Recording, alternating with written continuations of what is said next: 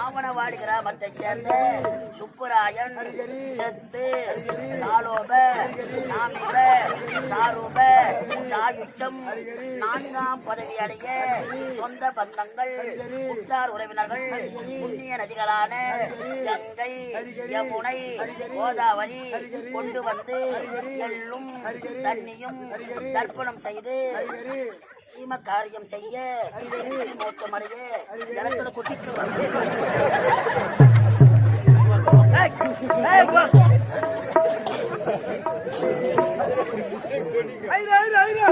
இது என்ன பண்றது?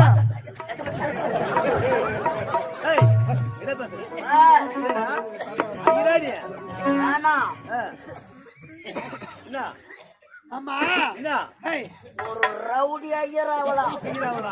ஒரு ஐயர் ரவுடி ஆக கூடாது. தெரியாம தான் கேக்குற உன்ன